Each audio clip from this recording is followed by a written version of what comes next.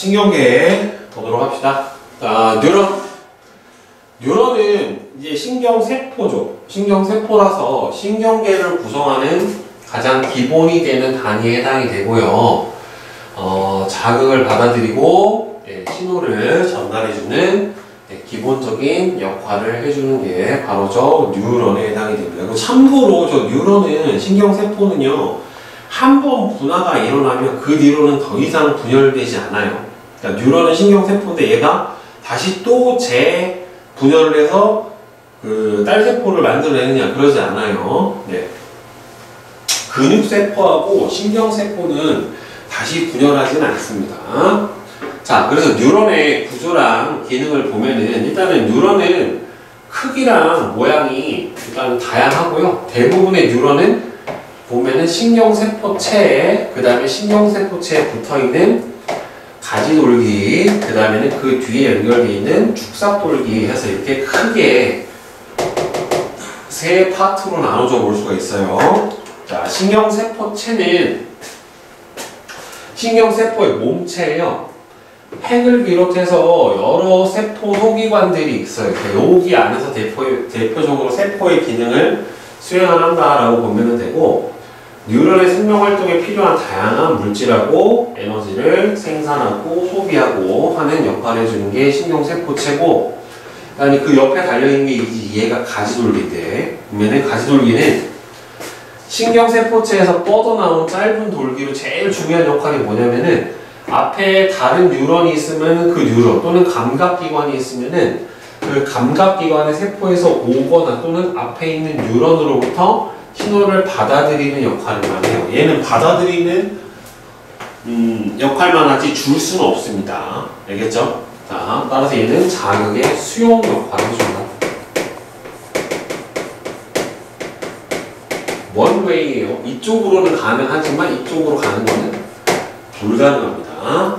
그 다음에 축삭돌기는 이 신경세포체에서 연결돼서 쭉 뻗어나온 돌기인데, 이 축삭돌기가 하는 역할은 뉴런 안에서, 이 뉴런이 여기서부터 여기 끝까지가 뉴런에 해당이 되는데, 이 뉴런 안에서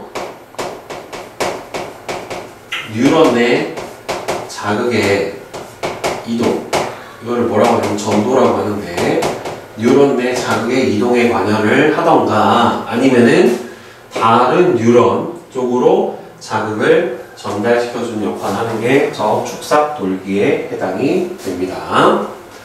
자, 그러면 이게 뉴런의 종류는, 자, 일단은 이 축삭돌기가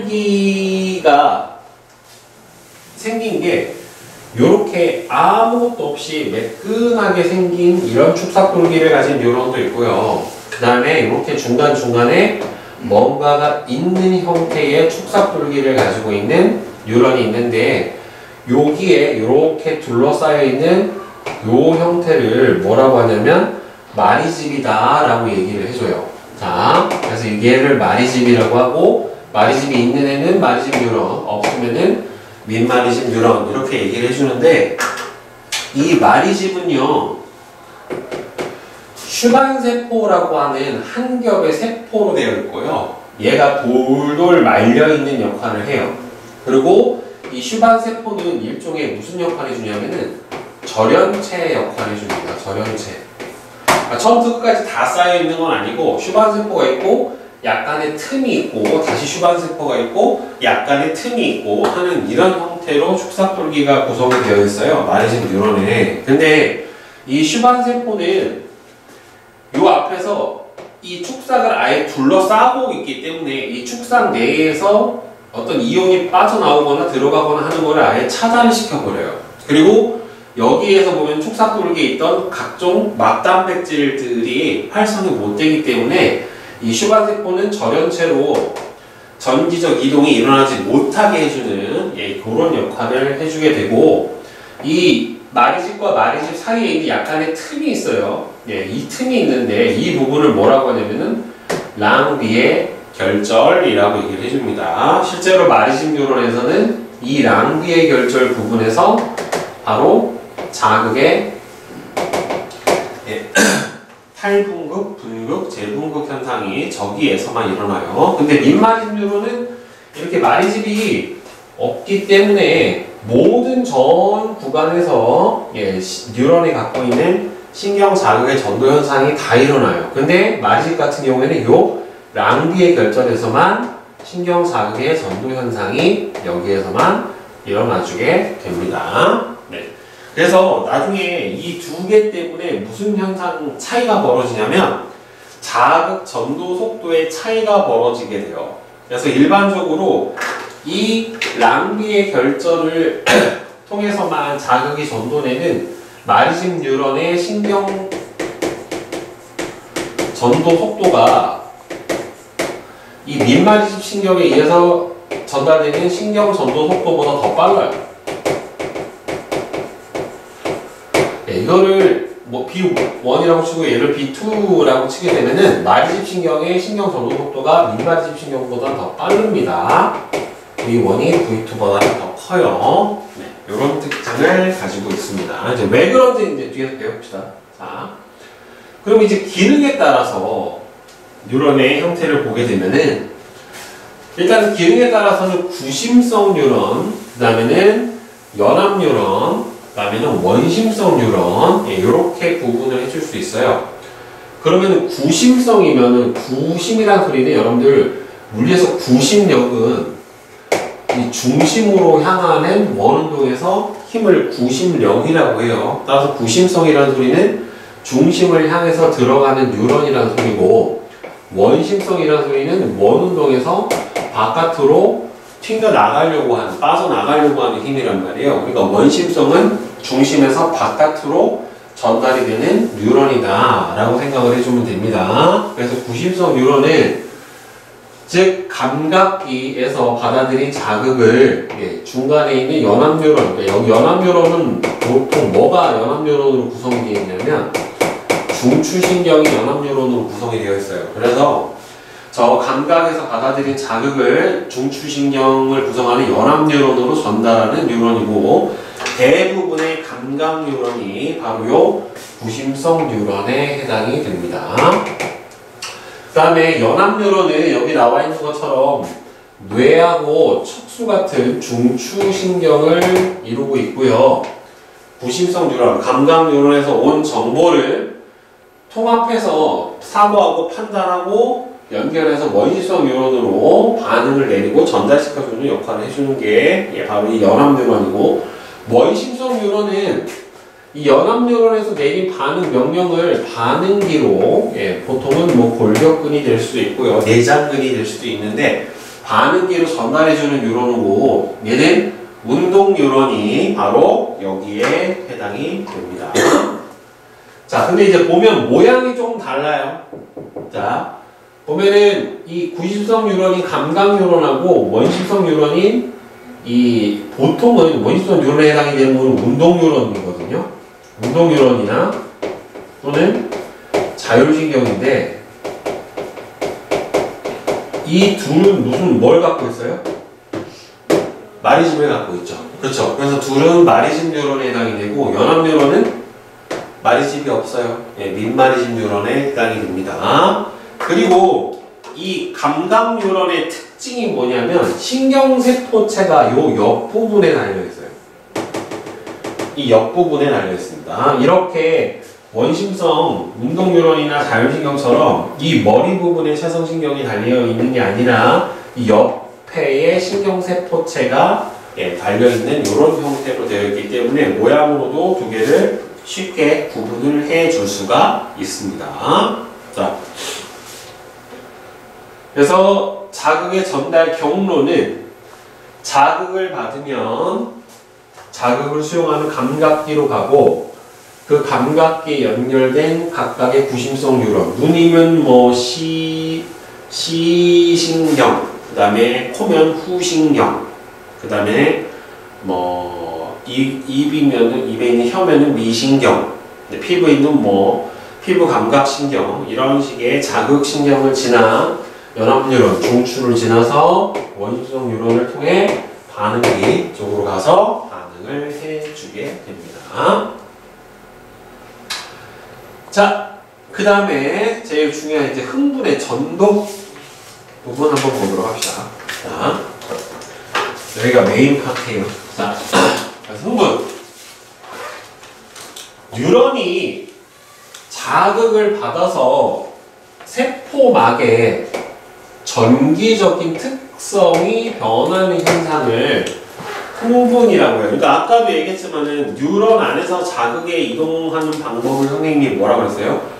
전도라고 얘기했죠. 전도. 그죠? 보통 전도라면 열이나 전기가 잘 통하거나 이동하는 현상을 뭐라고 불러줘요? 전도라고 불러주죠. 그죠? 근데 이제 뉴런에서 자극의 이동을 전도라고 불러주는 이유 자체도 바로 뭐 때문이다? 전기 자극에 의한 이동 때문에 바로 전도라고 하는 표현을 써줘요. 자, 그러면 흥분이 발생을 하게 되면은, 그러니까 흥분이라는 소리는 뉴런이 반응할 수 있는 최소한의 자극, 즉 역치라고요. 역치. 즉 뉴런이 흥분할 수 있는 최소한의 자극의 크기를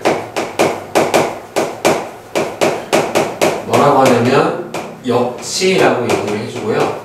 이 역치 값이 작을수록 민감한 감각기관에 해당이 돼요. 아주 작은 자극에도 반응을 한다는 소리니까. 자, 그러면 흥분의 발생은 맨 처음에 무슨 상태였다가 분극 상태였다가 그다음에 분극이 깨지는 탈분극을 거치고 다시 원래의 분극 상태로 돌아가는 재분극이라고 하는 상태로 돌아가게 됩니다. 그러면 그리고 여기 세포막을 보면은 축삭돌기예요. 축삭돌기의 세포막을 보면 원래 세포막에는 여러분들 뭐가 있어요? 막단백질이라고 하는 게 존재합니다. 세포막에는 막단백질이라고 하는 게 존재하는데 여기 보면은 크게 세 종류의 막단백질이 존재를 해요. 막단백질의 종류는 여러 가지가 있어요. 여러 가지가 있는데 여기서는 두 개의 통로 단백질하고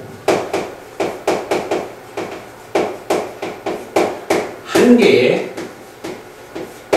펌프로 구성이 되어 있어요.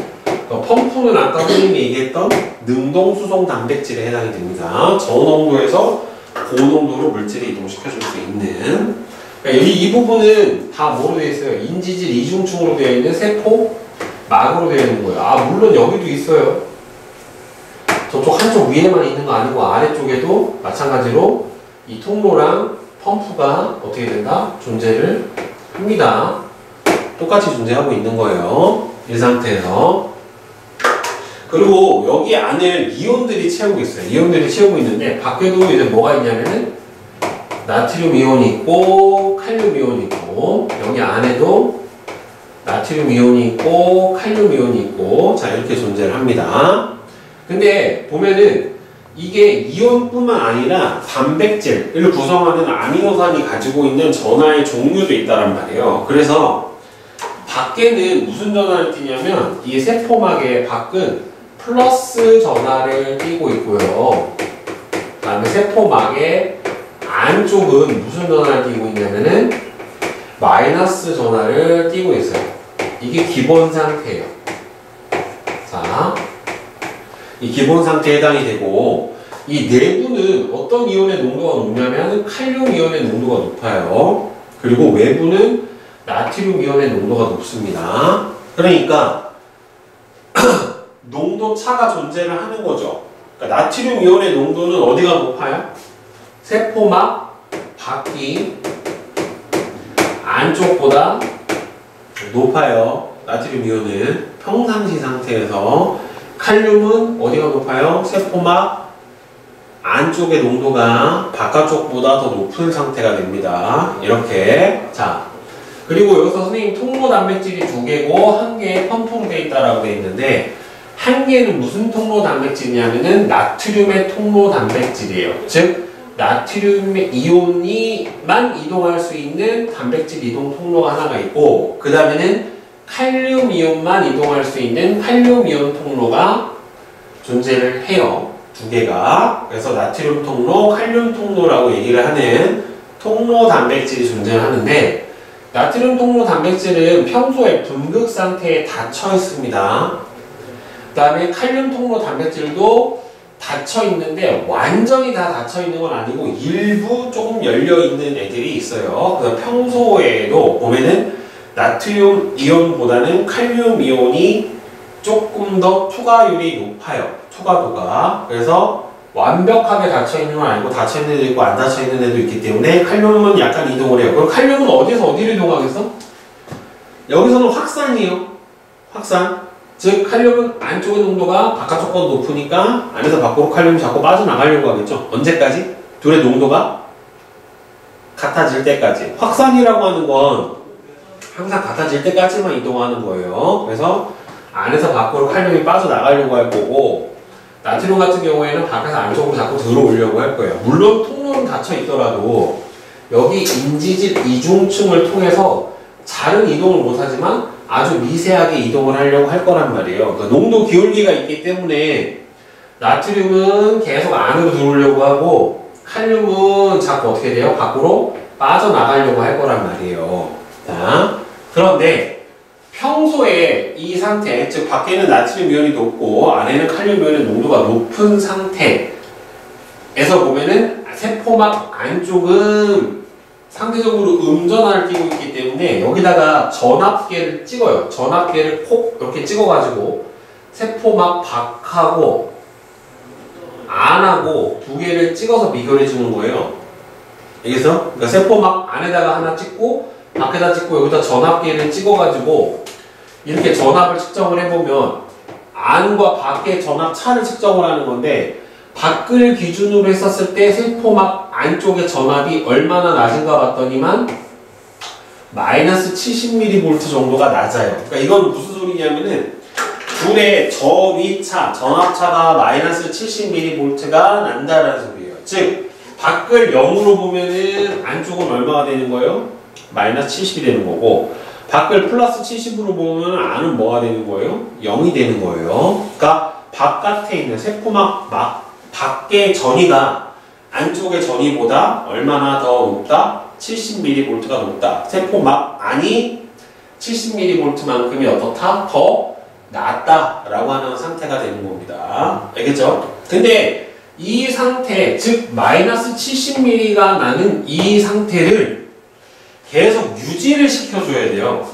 저 상태를 계속 유지를 시켜줘야 되는데, 보면은 이게 현재 선생님이 잠깐 설명을 한 게 이게 분극이에요. 즉 자극을 받지 않은 뉴런이, 자극을 받지 않은, 흥분하지 않은 뉴런을 뭐라고 불러주냐면 휴지 상태에 있다라고 얘기를 해줘요.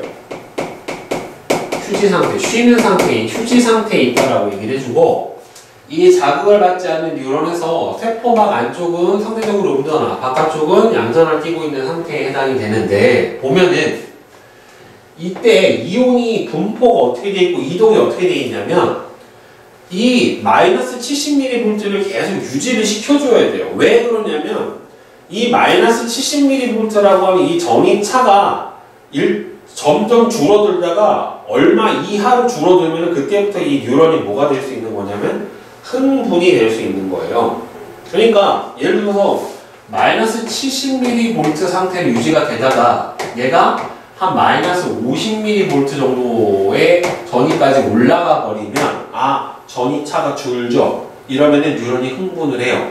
그러니까 요 둘의 차이 20이 뭐 해야 되는 거예요? 역치에 해당이 되는 거예요. 근데 만약에 이게 유지가 안 돼서 마이너스 65라든가 마이너스 55mV 정도로 유지가 돼버리면 여기서부터 여기까지의 역치 차이가 어떻게 돼요? 너무 작죠? 그러면은 아주 조그만한 자극에도 금방 흥분을 해서 반응을 해버릴 수가 있다는 말이에요. 그렇기 때문에 따라서 저 일정 수준의 전위차를 유지를 해야지 너무 자극에 민감하지 않고 정상적으로 반응을 할 수 있다는 말이에요. 결국에. 자, 그래서 아까도 얘기했지만 밖에가 나트륨의 농도가 높기 때문에 이 세포막을 통해서 이 통로는 닫혀있지만 나트륨이 들어오려고 할 거고, 칼륨 같은 경우에는 약간 열려있는 칼륨 통로를 통해서 밖으로 빠져나가려고 할 거란 말이에요. 그러니까 그럼 어떻게 돼요? 나트륨하고 칼륨 농도 차가 줄어들면서 거의 얼마에 가까워져요? 농도 차가 없어져 버리면 거의 0에 가까워지는 상태가 벌어질 거란 말이에요. 그래서 이거를 막고 계속해서 마이너스 70mV의 전이차를 유지를 하기 위해서 뭐가 작동을 하냐면 나트륨 칼륨 펌프라고 하는 게, 이게 아까 얘기했지만 ATP를 소모하는 능동수송 단백질에 해당이 되는데, 얘가 세포 안으로 확산이 돼서 들어온 나트륨이온을 세포 밖으로 내보내고요. 그 다음에 세포 밖으로 빠져나가버린 칼륨을 세포 안으로 이동을 시켜버려요. 여러분들 이 통로나 ATP 펌프나 나트륨 칼륨 펌프나 얘네들의 이동 방향이 정해져 있어요. 즉 나트륨 통로를 통해서는 어디에서 어디로만 들어와요? 밖에서 안으로만 나트륨이 이동을 하고요. 칼륨 통로를 통해서는 세포막 안에서 밖으로만 이동을 합니다. 그 다음에 나트륨 칼륨 펌프에서는 나트륨은 어디에서 어디로? 세포막 안에서 밖으로만 이동을 시키고, 칼륨은 밖에서 안으로만 이동을 시킵니다. 예, 그래서 이동 방향이 서로 정해져 있다. 다른 방향으로, 반대 방향으로 이동을 할 수가 없다라고 하는 거예요. 즉, 그래서 칼륨은 세포 밖보다 세포 안에 더 많이 분포하고, 나트륨은 세포 안보다 세포 밖에 더 많이 분포를 해요. 그러니까 원래 상태를 유지시켜주는 거예요. 이 농도의 기울기를 유지시켜주는 겁니다. 즉, 거꾸로의 농도 기울기를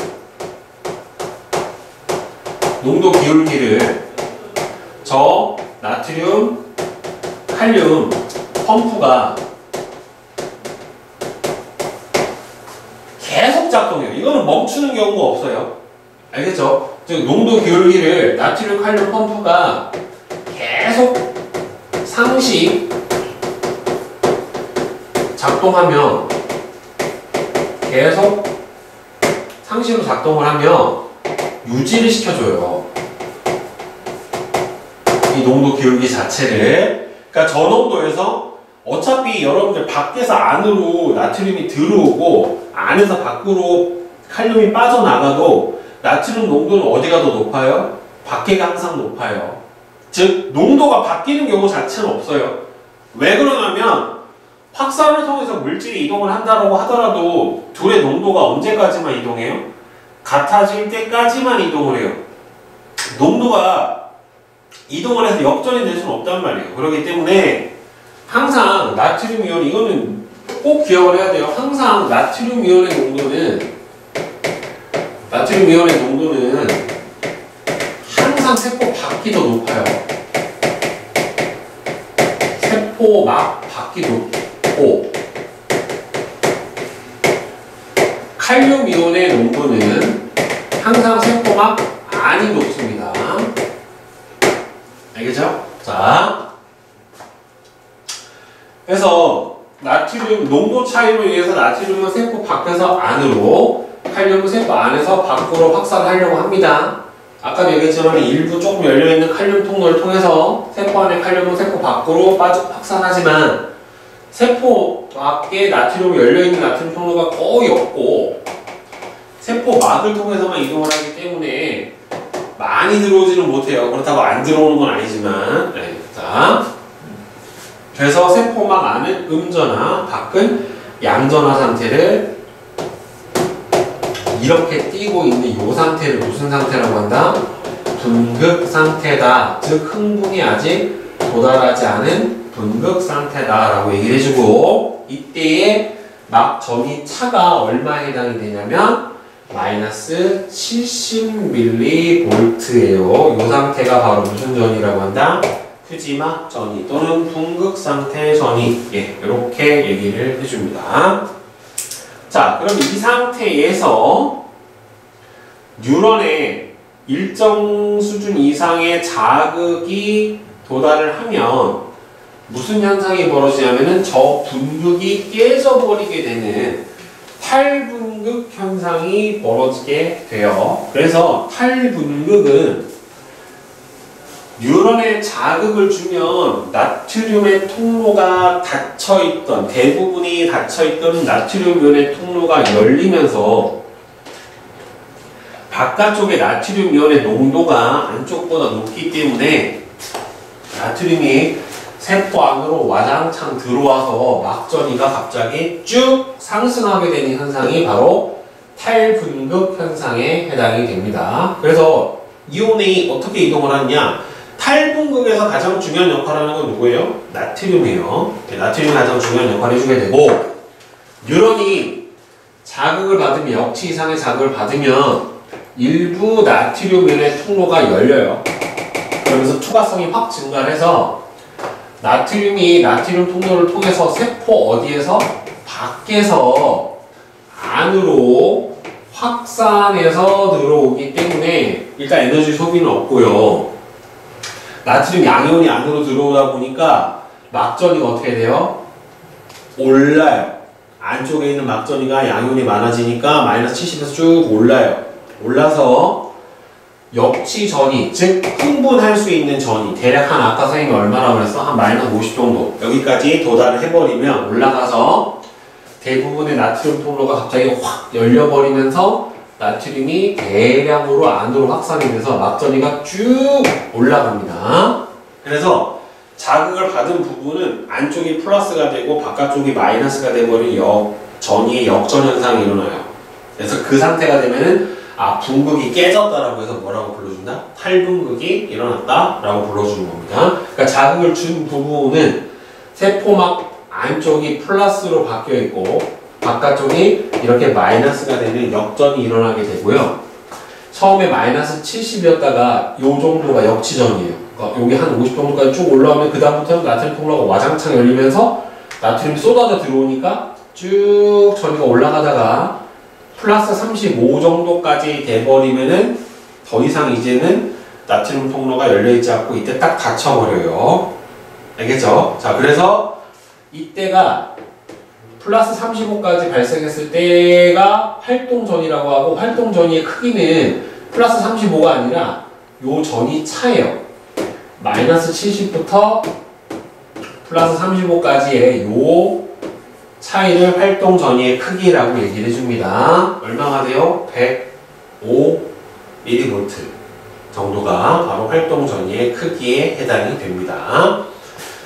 따라서 역치 전이에 도달하면 나트륨 통로가 열리고 활동 전이까지 다 도달해버리면 여기서는 나트륨 통로가 이제 어떻게 돼요? 닫혀요. 그럼 다시 원래의 마이너스 70으로 돌아가는 재분극 현상이 일어나줘야 하는데, 재분극은 자, 탈분극이 일어났던 부위에서 대부분의 나트륨의 통로가 닫혀서 나트륨이 세포 안으로 들어오지 못하고 그 다음부터는 칼륨 통로가 열려서 칼륨이 세포 밖으로 나가면서 어차피 나트륨이 나가나 칼륨이 나가나 양이온이 나가면 전이가 낮아지기 때문에 막투가 더 높은 칼륨 통로를 통해서 칼륨이 밖으로 빠져나가요.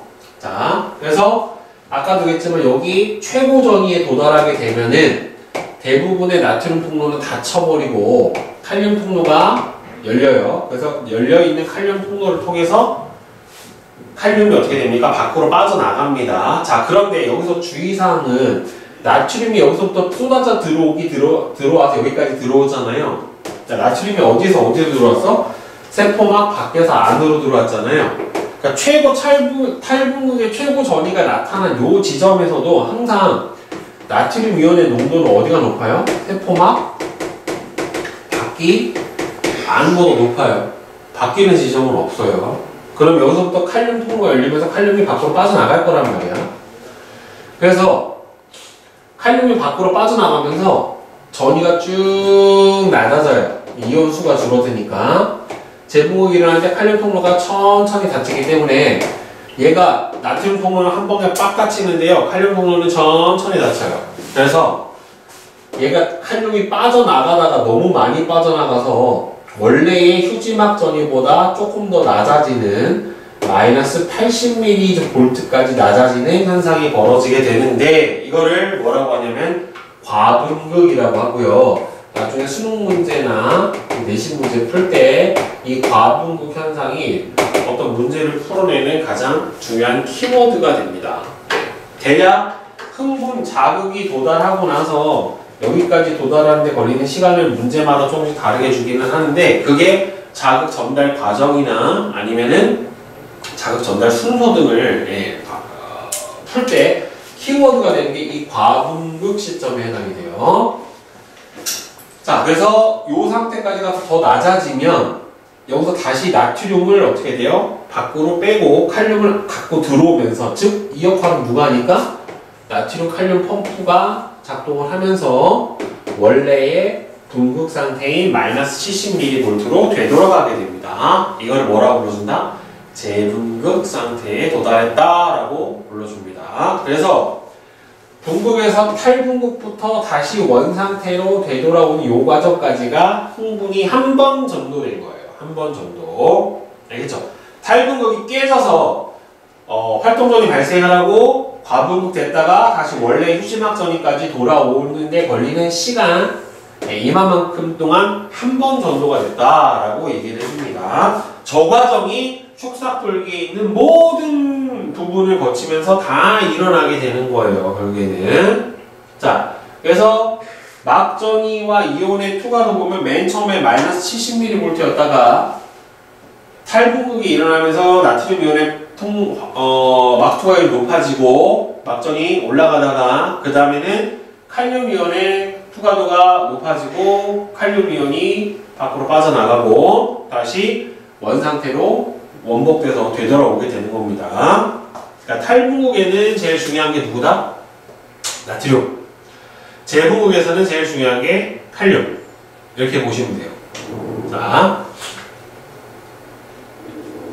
그래서 흥분이 어떤 식으로 해서 전도가 일어나냐면 한 뉴런 내에서, 그러니까 한 뉴런 안쪽에서만 뉴런 안에서 흥분이 축삭돌기를 따라 이동하는 현상, 뉴런 내에서예요. 이거를 전도라고 해요. 그러면 뉴런의 한 부분에서 활동 전이가 발생을 하면 이웃한 옆에 있는 부분에서도 연속적으로 탈분극이 일어나요. 이게 왜 연속적으로 탈분극이 일어나냐면 나트륨이 일로 들어와서 여기서 탈분극이 일어나요. 그럼 여기에 나트륨 이온의 농도가 이 옆쪽에 있는 나트륨 이온의 농도보다 높으니까 얘네가 이 옆으로 뭐가 일어나요? 확산이 일어나요. 확산이 일어나 보니까 여기가 나트륨 이온이 많아지면은 탈분극에 의해서 나트륨 통로들이 열리면서 또 연쇄적으로 나트륨 이온 들어오고 또 들어오면 얘네들이 또 확산하고 연쇄적으로 또 들어오고 다시 또 들어오면 또 확산하고 연쇄적으로 들어오고 하면 이 과정을 무한 계속 반복을 하면서 탈분극, 재분극, 탈분극, 재분극이 일어나게 되고요. 이거를 이 끝에다 줬었을 때는 이 부분밖에는 갈 방향이 없지만 얘를 만약에 가운데다 준다고 하면 여기서 늘어난 나트륨의 농도가 이렇게 양쪽으로 뻗어나갈 수가 있기 때문에 따라서 이 뉴런 안에서 자극의 전도 방향은 한쪽 방향이 아니라 어느 쪽 방향으로? 양쪽 방향으로 다 이동을 해줄 수가 있어요. 어디까지? 가지돌기 끝까지, 축삭돌기 끝까지 다 가능합니다. 알겠죠? 일단 뉴런 안에서 자극은 전체 범위 내에서 다 전도가 어떻다? 가능하다 라고 하는 겁니다. 알겠죠? 자, 그래서 탈분극이 된 부분은 다시 재분극으로 돌아가고 또 옆에 다시 탈분극이 된 부분은 재분극으로 돌아가고 다시 또 옆으로 다시 탈분극을 일으키고 이런 과정을 계속 반복을 하면서 자극의 이동이 일어나게 되는 거예요. 이거는 누구 기준? 민마리집 뉴런 기준에 해당이 됩니다. 알겠죠? 왜? 슈만 세포가 없기 때문에 전체 전 범위에 걸쳐서 다 일어난다는 말이에요. 얘는. 자, 그래서 자극을 처음에 주면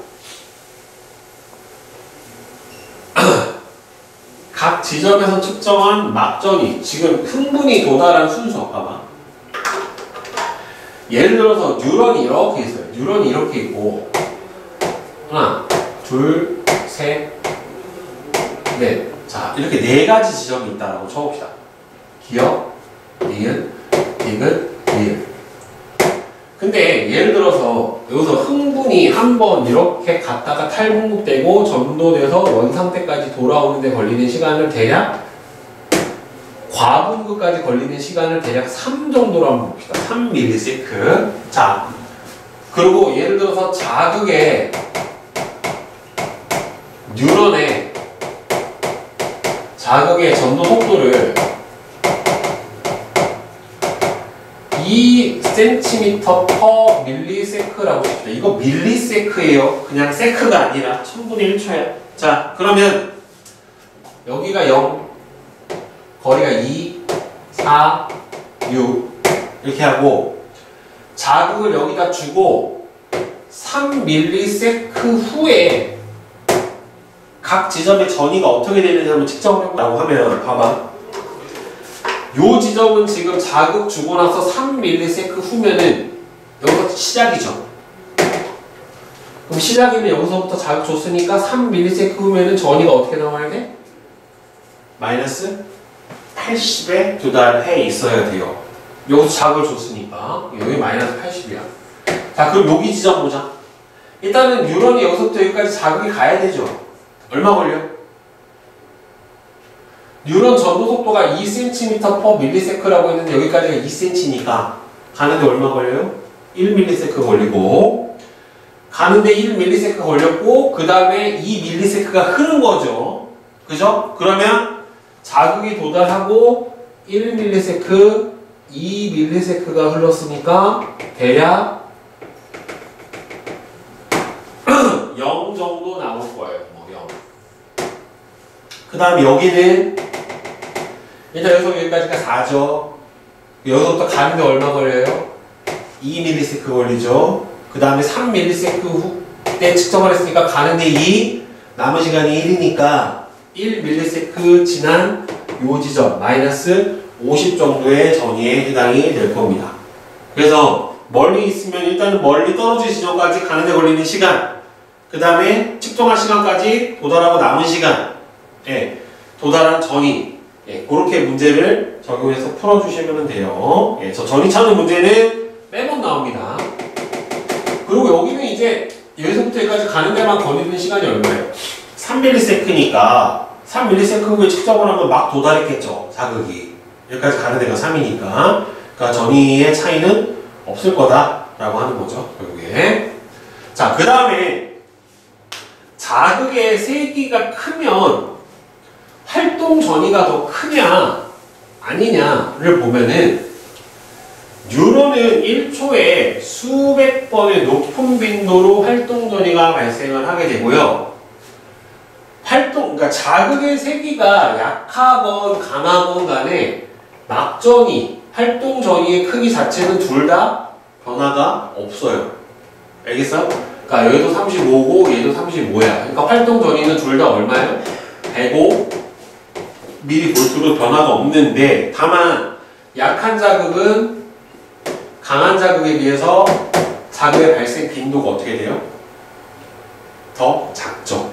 그쵸? 같은 시간 동안에 자극이 발생하는 빈도가 더 작고 강한 자극은 자극의 발생 빈도가 큽니다. 더 센 자극이라고 해서 활동 전위의 크기가 큰 게 아니라 활동 전위의 발생 빈도수만 더 큰 거다라고 생각을 해주시면 돼요. 알겠죠? 자, 그 다음에 흥분의 전도 속도. 자, 흥분은 그러니까 전도 속도는 뉴런 안에서 이동하는 속도에 해당이 되는 거예요. 전도니까. 흥분의 전도 속도에 영향을 주는 요인은 일단 첫 번째가 마리집의 유무, 그 다음에 두 번째로는 축삭 돌기의 굵기. 그래서 이 두 가지가 바로 자극의 전도의 속도에 영향을 주게 돼요. 아까 선생님이 마리집 뉴런이 민마리집 뉴런에 비해서 자극 전도 속도가 어떻다? 더 빠르다라고 얘기를 했다란 말이에요. 자, 그게 왜 그런가 해서 보면은 마리집 신경에서 흥분의 전도는요, 마리집 신경에서는 나트륨 통로랑 칼륨 통로가 밀집되어 있는 랑비의 결절에서만 활동 전이가 발생을 해요. 그러니까 이 슈반 세포가 있는 마리집 부분은 뭐가 없어? 축사돌기에 있는 나트륨 칼륨 통로가 여기를 통해서 물질이 이동을 할 수가 없어요. 얘가 저전체 역할로 이온의 이동을 못하게 하기 때문에, 따라서 이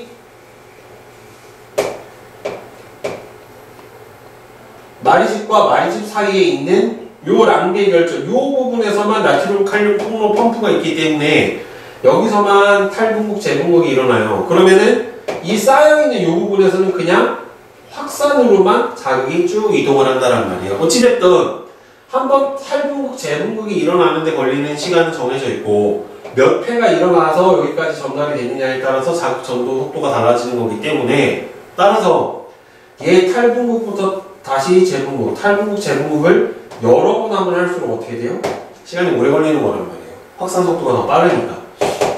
그래서 이 랑비의 결절이 있는 요 틈에서만 흥분이 전도가 되는 도약 전도라고 하는 게 일어나요. 그러니까 이렇게 랑비의 결절과 랑비의 결절 여기 사이에서만 자극이 이렇게 전달이 되는, 마치 뛰어가는 것처럼 자극이 전도가 된다라고 해서 도약 전도라고 얘기를 해줘요. 그래서 민마리집 신경에 비해서는 흥분 전도 속도가 빠릅니다. 네.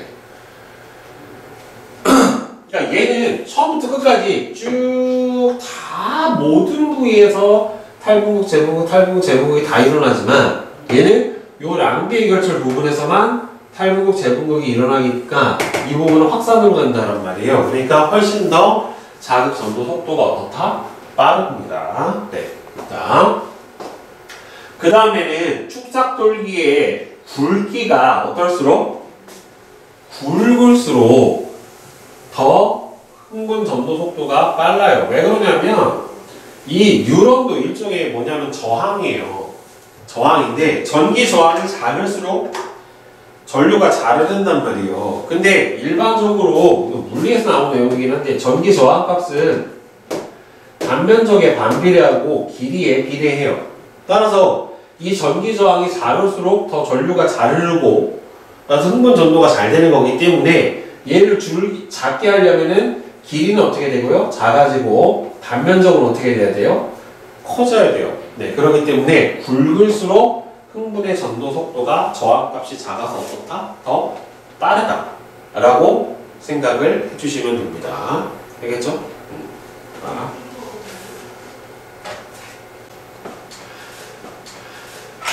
자, 흥분의 전달 봅시다. 아까는 전도였죠. 그죠? 이번엔 전달이에요.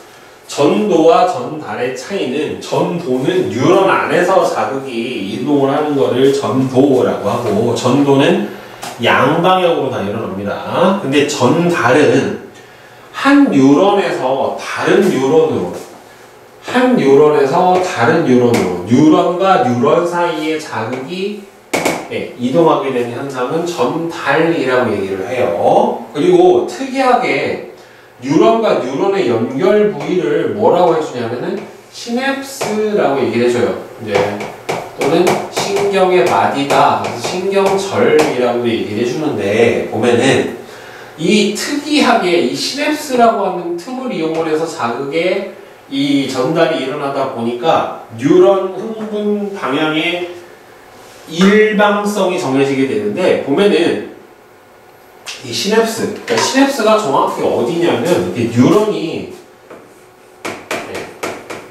이렇게 했으면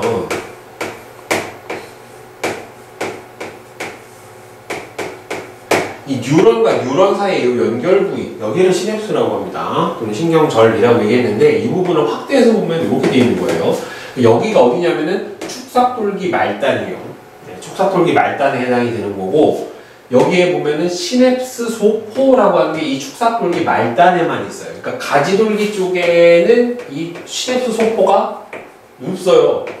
축삭돌기 말단 쪽에서만 시냅스 소포가 존재를 해요. 그러니까 소포라고 하는 게 뭐냐면은 작은 소의, 그러니까 주머니 포예요. 그러니까 작은 주머니, 작은 낭이다라는 소리인데, 보면은 이 시냅스 소포 안에는 뭐가 들어있냐면 신경 전달 물질이 들어있어요. 그러니까 다음 뉴런으로 자극을 전달해주는 신경 전달 물질. 예를 들면 여러분들 아세틸콜린이나 에피네프린이나 아니면 뭐 도파민 주사 맞으면 많이 나오는 거 약 먹으면 네, 자 이런 것들이 신경전달 물질에 해당이 돼요. 그래서 얘네들이 이 세포막에 융합을 해서 뒤쪽으로 뭐가 돼요? 이렇게 확산이 돼요. 확산. 이 틈을 통해서 확산이 되면 이 뒤에 누가 있냐면 나트륨 통로가 있고요. 이 나트륨 통로에 이 신경전달 물질이 달라붙는 부위가 있어요. 이 부위에 달라붙으면 나트륨 통로가 어떻게 돼요? 딱 열려요. 그러면서 나트륨 이온이 안으로 들어오면서 탈분극이 일어나게 되는 겁니다. 그러니까 정확하게는 다음 뉴런의 나트륨 통로의 막투과성을 높여주는 물질이 분비가 되는 거예요. 그러니까 여기는 뒤에 있는 뉴런의 누구다? 가지돌기다 라고 보시면 될 것 같습니다. 그래서 탈분극이 일어나서 쭉 자극에 전달이 일어나게 되는 거예요. 그러니까 이 상태에서만 보면은 결국에는 얘는 분비만 하는 거고 얘는 수용만 하는 거기 때문에 축삭돌기 말단에서 가지돌기 쪽으로만 이렇게 뭐가 이동이 가능하다? 자극의 전달이 가능하다라고 볼 수가 있겠죠. 그죠? 네. 자, 그래서 이 흥분 전달의 방향성 봅시다. 흥분 전달의 방향성.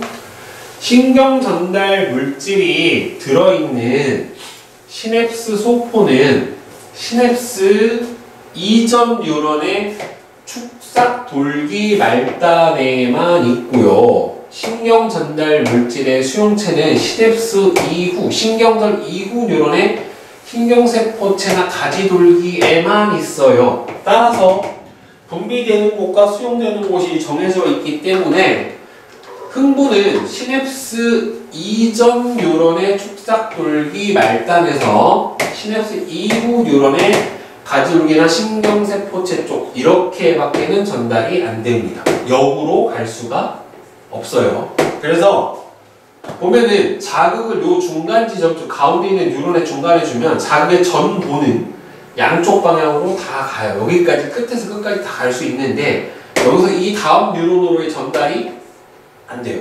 얘는 돼요.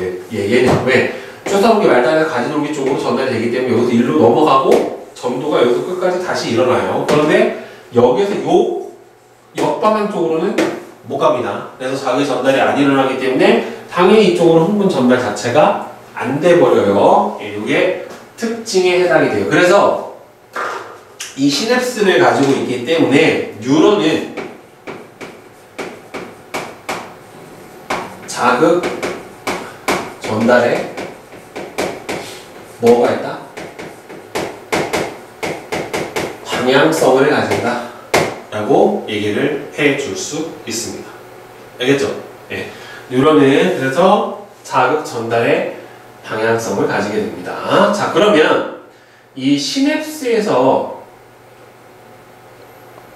흥분 전달에 영향을 미치는 약물을 보면은 약물 중에는 시냅스에서 일어나는 흥분 전달에 작용을 해서 인체에 영향을 미치는 여러 가지 약물들이 있어요. 뭐 향정신성 의약품도 있고 그냥 일반 의약품도 있고 하는데, 자, 진정제, 각성제, 환각제, 자 여기에 해당이 되는데요. 보면은 요새 뭐 마약 때문에 하는 말이 많긴 한데, 자 진정제는요 시냅스에서 일어나는 신호 전달을 억제해요. 즉 신호 전달을 억제하는 거니까 얘가 신호 전달, 여기서 이렇게 뒤로 가는 걸 어떻게 하는 거야? 억제하는 거예요. 그러니까 뒤로 전달이 안 되게 되는 거죠. 결국에는 보통은 통증이 잘 전달되지 않게 해줍니다. 예, 아예 아주 미세한 통증 자체로 전달되지 않게 해주는 게 맞아요. 그래서 긴장과 통증을 완화시킵니다. 그래서 아편, 수면제, 알코올, 프로포폴. 보통은 수면제나 진정제, 진통제. 그러니까 아편은 여러분들 모르핀이라고 하는 아주 강력한 진통제의 원료가 돼요. 당연히 모르핀과 아편은 성분은 비슷합니다. 자, 그 다음에 각성제. 예, 보통 진정제를 뭐라고 하냐면 다운 계열이라고 해요. 다운. 대마초도 다운이에요. 다운. 그 다음에 각성제는 업이에요. 더 흥분시키는 거예요. 자, 필로폰 같은 게 바로 각성제에 해당이 되는데, 시냅스에서 신경 전달 물질의 재흡수나 분해를 억제. 그러니까 원래 신경 전달 물질이 뒤로 분비가 되면은 일정 시간이 지나거나 일정 농도 이상이 돼버리면 얘를 분해해서 없애요. 더 이상 뒤로 흥분이 전달이 못 되게. 그런데 얘가 계속해서 요 안에 고농도 유지가 되게 분해나 재흡수가 일어나는 걸 막는 거예요. 그러니까 흥분이 계속 전달이 되는 거죠. 결국에는. 얘는 흥분이 전달되는 걸 막는 거고 얘는 더 많이 전달되게 하는 거란 말이에요. 그래서 얘는 다운이라고 하는 거고 얘는 업이라고 하는 거예요. 그래서 신경을 흥분시켜서 긴장 상태를 유지하게 하고 호흡 운동이나 심장박동을 아주 빠르게 해서 각성, 흥분 효과를 나타냅니다. 카페인, 니코틴, 코카인, 엑스터시, 뭐 메스암페타민이다. 환각제는 이제 보통 마약류에 해당이 되는 거죠. 그죠? 그래서 시냅스에서 신경전달 물질의 작용을 방해합니다. 그래서 진정제하고 효과가 비슷해요. 인지작용과 의식을 변화시켜서 실제로 존재하지 않는 환각을 유발시킵니다. 아예 다운시켜버려요. 이것도. 자, 그래서 약물의 오남용은 다른 목적으로 사용을 하는 건 오용이에요. 예를 들어서 여러분들 왜 대표적으로 그 펜타닐이라고 하는 마약성 진통제를, 그죠? 고등학생들도 막 많이 사서 하죠. 문제가 되죠. 이거를 진통의 목적이 아닌 마약 흡입의 목적으로 쓰면 오용이 되는 거고, 남용은 너무 많이 사용을 하는 게 남용이에요. 진통제를 한 알만 먹어야 되는데 뭐 20알씩 먹는다든가 잃어버리면은 변비가 심해. 그래서 변비약 한 알 먹어야 되는데 뭐 10알 먹었어. 뭐 10알 먹어야 한 알 먹어도 효과가 없어서 10알 먹어도 효과가 20알 먹었어. 이러면 어떻게 돼요? 남용이 되는 거예요. 다른 목적으로 쓰면 오용, 너무 많이 쓰면 남용. 이렇게 생각해 주시면 됩니다. 알겠죠? 자, 그러면 자, 보자. 다음 맞춰봅시다. 자, 1번에 XO, X, 2번은 자, 첫 번째 뭐예요? 나트륨, 그죠? 그 다음에는 나트륨, 그 다음 디귿은 탈분극이죠, 그죠? 그 다음에 2번은 뭐냐? 양음, 3번은 나트륨, 칼륨, 재분극 이렇게 되겠죠. 그 다음에 3번에 A는 뭐예요? 맨 처음에 순서가 A는 뭐가 나타나야 돼? 여기서 니은이죠. 그죠? 그 다음에 B는 디귿, C는 리을, D는 기억 이렇게 나와야 되겠지. 자, 다음에 4번은 1번은 A, 그죠? 그 다음에 2번은 신경전달 물질 이렇게 되겠죠. 네. 자, 근수축은요 근육을 수축하는 과정인데 크게 이제 근육 종류는 모양에 따라서 가로무늬근, 밑무늬근 이렇게 나눠줄 수 있고요. 그 다음에 이제 어디에 있느냐에 따라서 골격근, 내장근 이렇게 나눠줄 수 있고요. 그 다음에 맨 마지막으로는 이제 중추가 어디냐에 따라서 수위근과 불수위근으로 나눠줄 수 있어요.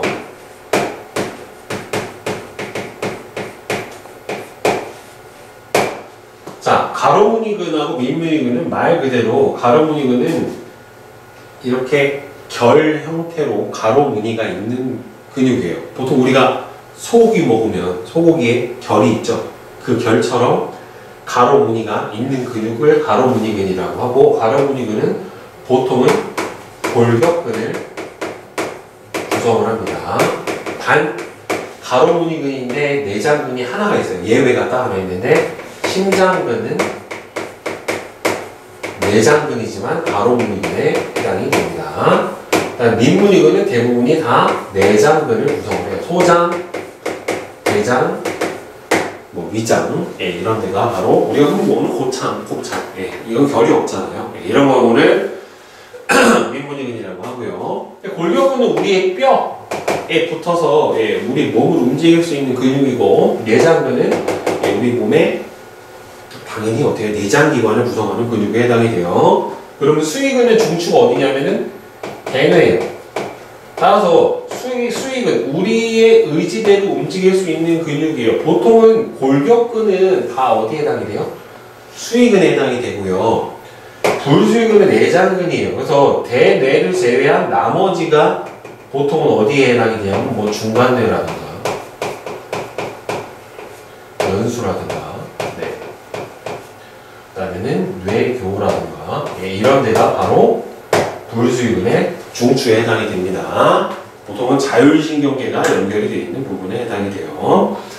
자, 따라서 골격근은요, 뼈에 붙어있는 근육으로 골격의 움직임을 만들어 내게 됩니다. 이렇게 팔을 굽히거나 피거나, 그죠? 네, 이렇게 조이거나 하는 이런 골격근의 운동을 만들어주고, 근수축은 기량적으로 작용을 해요. 그러니까 한쪽이 수축을 하면 한쪽은 뭐예요? 이완. 다시 이쪽이 수축을 하면 이완. 해서 한쪽이 수축하면 한쪽은 이완하는 형태로 나타나게 됩니다. 자, 그리고 골격근의 구조를 보면, 골격근은 여러 개의 근육 섬유 다발로 구성이 되고요. 자, 근육 섬유 다발이 바로 요거예요. 근육 섬유 다발을 흔히, 그 다음에는 근육 섬유 다발은 여러 개의 근육 섬유, 우리가 흔히 뭐라고 얘기해 주는 거예요? 근섬유라고 얘기를 해 주는 거예요. 근섬유. 근섬유로 구성이 되어 있고, 각각의 근섬유는 많은 근육 원섬유로 다시 구성이 되어 있습니다. 어디서부터 세포 구조냐면은 근육 원섬유부터 세포 구조예요. 이 근육 섬유부터 세포 구조예요. 이 근육 원섬유는 세포 아니에요. 알겠어요? 그냥 마요신 필라멘트랑 액틴 필라멘트라고 하는 단백질로만 구성이 되어 있는 거고, 이 세포 구조가 아니고요. 근섬유라고 하는 근육 섬유부터 세포 구조다라고 얘기를 해줍니다. 그래서 보면은 근육 섬유는 좀 특이한 게요. 세포 여러 개가 융합해서 만들어진 다핵성 세포예요. 그러니까 근섬유는 핵이 여러 개예요. 왜 핵이 여러 개냐면 세포 분열을 하는데 세포질 분열을 하지 않고 핵 분열만 했어요. 그래서 핵이 여러 개인 다핵 세포에 해당이 됩니다. 얘는 좀 특이해요. 그 다음에 근육 원섬유가 이제 근육의 가장 기본이 되는 부분인데, 굵은 마요신 필라멘트랑 가는 액틴 필라멘트로 구성이 되고요. 전자현미경으로 관찰하면은 이 근육 원섬유의 어떤 특정 이 마디가 계속해서 반복돼서 나타나는 것을 볼 수 있고, 그 다음에 근육 원섬유의 이 마디, 이 마디는 근수축의 기본이 되는 단위로 마요신하고 액틴이 일부 겹쳐져 있는 이런 형태로 배열이 되어 있어요. 자, 그러면 이 부분을 보면 근수축 과정에서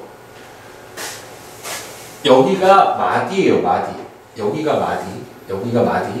여기서부터 여기가 한 마디에 해당이 되고, 이 마디 끝의 부분을 뭐라고 하냐면 Z선이라고 합니다. 약간 Z 모양으로 이렇게 꼬여 있어서, 이 Z선에서 양쪽으로 뻗어나와 있는 가느다란 이 단백질을 뭐라고 하냐면 마요신 넥틴 필라멘트다라고 얘기를 해줘요. 양쪽 Z선에서 뻗어나와 있어요. 그 다음에 가운데 있는 M선을 기준으로 해서 약간 굵은 단백질이 뻗어나와 있는데, 얘를 뭐라고 하냐면은 마요신 필라멘트다라고 얘기를 해줍니다. 자, 보면은 이 액틴하고 마요신이 이렇게 겹쳐지는 부분이 존재를 하고요. 그다음 이 부분은 가운데가 B죠. 겹쳐지는 부분과 겹쳐지는 부분 사이에 있는 이 부분은 뭐라고 하냐면은 H대. 그 다음에는 이 겹쳐지는 부분과 겹쳐지는 부분 사이에 있는 액틴만 있는 이 부분은 I대 라고 얘기를 해줍니다. 그 다음에 마요신이 있는 이 전체 부분을 뭐라고 하냐면은 A대 라고 얘기를 해줘요. 상대적으로 위에서 빛을 비춰서 그림자 형태로 보면은 이 AD 부분은 굵어서 빛이 잘 통과를 안 해요. 그래서 이 AD를 뭐라고 하냐면 암대, 어둡게 보이는 암대라고 얘기를 해줍니다. 그 다음에 이 부분은 빈 부분이 많기 때문에 아이대 부분은 명대라고 얘기를 해줘요. 그 다음에 가운데 H대 요렇게 됐고 이 Z선에서부터 Z선까지가 근육 원소음의 한 마디에 해당이 됩니다. 나중에 이제 계산을 해줘야 되는데 저기가 기준이 되는 한 마디예요. 자, 그러면 근수축이 일어날 때는 어찌됐든 간에 근육이 굵어져야 되고 근육 섬유가 짧아져야 된단 말이에요. 그러면 근섬유의 세포막과 접해 있는 일단은 근섬유가 탈분국이 일어나야 되는데 이 운동뉴런의 축삭돌기 말단에서 활동전이가 도달을 하면은 뭐가 방출돼요? 아세틸콜린이 방출이 돼요. 예, 운동뉴런 말단에서. 그럼 이 아세틸콜린에 의해서 근육섬유의 세포막이 탈분국되고 활동전이가 발생을 하면서 수축을 해가지고 근육 원소유 마디가 짧아지는데 이게 수축하는 과정을 뭐로 설명을 하냐면 활주설이라는 걸로 설명을 해줘요. 활주설. 그러니까 활주설은 어떻게 되는 거냐면은 이 액틴이 마요신 사이로 이렇게 겹쳐져 있는 부분이 있으면 액틴이 마요신 사이로 어떻게 된다? 이렇게 쓱 미끄러져 들어가는 거예요. 이렇게 쑥 안으로 들어가면서 미끄러져 들어가면서 길이가 짧아지는 것과 같은 효과가 나타나 버리게 되는 겁니다. 이걸 무슨 이론? 활주 이론이라고 얘기를 해줘요. 그래서 지금 원소유 마디를 보면은 이 부분이 이제 액틴만 있는 아이대, 그 다음에는 이 부분이 겹치는 부분부터 마요신이 있는 A대에 해당이 되고 가운데가 약간 마요신이 있는 뭐에 해당이 돼요? H대에 해당이 되는데 수축이 되면은 액틴이 마요신 사이로 미끄러져 들어가요. 그러면서 이 부분이 이렇게 들어가고 이 부분도 이렇게 들어오기 때문에 양쪽으로 이렇게 밀려 들어간단 말이에요. 그러면 아이디의 길이가 어떻게 돼요? 수축을 하면서 줄어들어요. H대의 길이도 어떻게 돼요? 얘가 안으로 들어온 만큼 어떻게 돼요? 줄어들어요. 그러니까 여기서 예를 들어서 이 아이대가 이 왼쪽으로 D만큼 들어왔어요. 그럼 여기서도 아이대가 얼마만큼 들어오겠어? D만큼 들어오겠죠. 이렇게 양쪽으로 이렇게 들어오니까 가운데 있는 HD는 양쪽에서 액틴이 미끄러져 들어오는 게 D만큼 들어오고 D만큼 들어오니까 얼마만큼 줄어야 돼요? 2D만큼이 줄어들게 된다는 말이에요. 그죠? 여기서 D가 줄고 D가 줄면 가운데가 2D가 줄어야 되고 그 다음에 겹치는 부분은 얘가 얼마만큼 들어오니까 왜 B라고 썼냐? 얘가 D만큼 들어오니까 겹치는 부분은 얼마만큼 늘어나요? D만큼 늘어나게 돼요. 그러니까 결국에는 봐봐. 여기가 D가 늘고 D가 줄고 D가 늘어나니까 이 부분은 전체 길이의 변화가 없고 가운데만 얼마만 줄어들어요? 2D가 줄어드는 결과가 나타나게 되는 거죠. 그렇죠? 그래서 근수축이 일어나면서 줄어드는 부분은 일단은 I대의 길이가 줄어요. H대의 길이도 어떻게 돼요? 줄어요.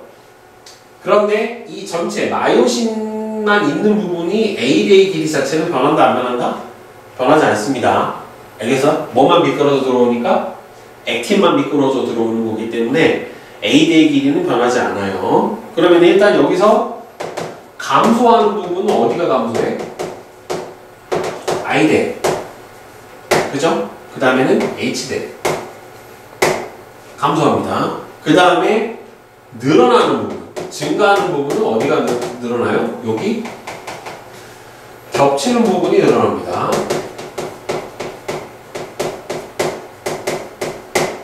그 다음에 원섬유 전체 마디 길이.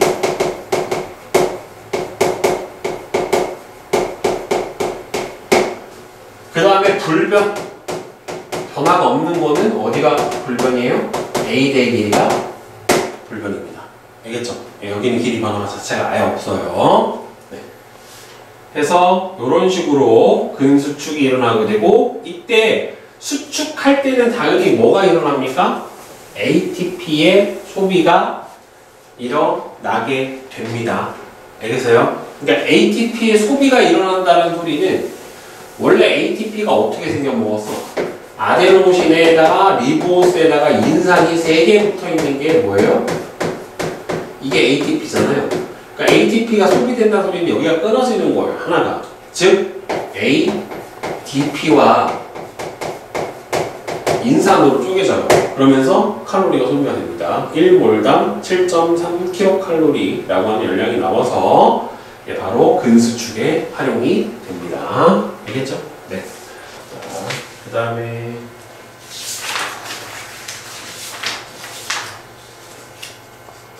자, 대표적으로 1번에 뭐야? 1번이 분극, 2번이 탈분극, 3번이 재분극이죠. 자, 그 다음에 2번에 1은 1번, 2는 3번, 3번은 2번이죠. 4번은 1, 그 다음에 3번은 XXOX. 네. 질문 있어요?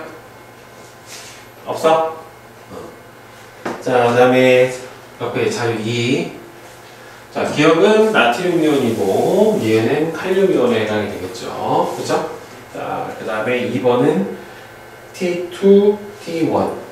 네. 그 다음에 3번은 OXXOX. 1번에 뭐야? 1번이 분극, 2번이 탈분극, 3번이 재분극이죠. 자, 그 다음에 2번에 1은 1번, 2는 3번, 3번은 2번이죠. 4번은 1, 그 다음에 3번은 XXOX. 네. 질문 있어요? 없어? 자, 그 다음에 옆에 자유 2. 자, 기억은 나트륨 이온이고, 얘는 칼륨 이온에 해당이 되겠죠. 그죠? 자, 그 다음에 2번은 T2, T1. 네. 그 다음에 3번은 OXXOX. 질문? 없어요? 자, 다음에 3번. 자, A는 뭡니까? 시냅스 소포. 그 다음 B는 신경 전달 물질. 2번은 B에서 A로 가게 되겠죠? 그 다음에 3번은 X, O, O, O, X, X, O. 질문 있어요? 없어요? 자, 그럼 뒤에 내신만 쳐. 자, 1번에 2. 자, 다음 2번에 간은 구심성 뉴런 또는 감각 뉴런, 나는 연합 뉴런, 나는 원심성 뉴런 또는 운동 뉴런 이렇게 써주시면 되겠고. 자, 그 다음에 3번에 3, 4번에 4, 그 다음에 5번은 자, 기억은 뭐에 해당이 됩니까? 세포 밥보다 안이 높잖아요. 그렇죠? 기억은 칼륨 이온이고 얘는 나트륨 이온에 해당이 되겠죠. 그 다음에 2번은 T1하고 T2일 때 세포막을 통과한 니은, 나트륨의 주된 이동 방식을 T1일 때는 탈분극 과정이잖아요. 그죠? 탈분극 과정이니까 확산으로 이동을 할 거고, 그 다음에 T2일 때는 나트륨 칼륨 펌프를 이용한 능동 수송 과정입니다. 그래서 이 과정에서는 ATP가 소비가 일어나게 되겠죠. 그죠? 네. 자, 6번에 3, 7번에 3, 8번에 2, 9번에 5, 그 다음에 10번은 자, 흥분 A와 B의 전도 속도 A가 얼마나 나옵니까? 1cm/ms, B는 2cm/ms가 되겠고, 역치 이상의 자극을 1회 주고 경과한 시간이 7ms일 때 A의 P3에서의 나트륨하고 칼륨의 막투가도가 더 높은 이유. 자, 그러면은 A는 자극 전도 속도가 1cm per millisecond니까 일단 여기까지 가는데 걸리는 시간이 얼마 걸려요? 6ms가 걸릴 거고 도착하고 나서 얼마가 남았어요? 1ms만큼 시간이 지난 거죠. 그러면은 1ms가 지났으면은 이 상태니까 무슨 구간에 해당이 됩니까? 탈분극 구간에 해당이 될 거고 탈분극 상태에서 따라서 나트륨의 낙토가도가 더 높다라고 써주시면 되겠죠. 그죠? 자, 그 다음에 11번에 4, 12번에 5, 13번에 1, 14번에 5번입니다. 그래서 여기까지. 자, 질문.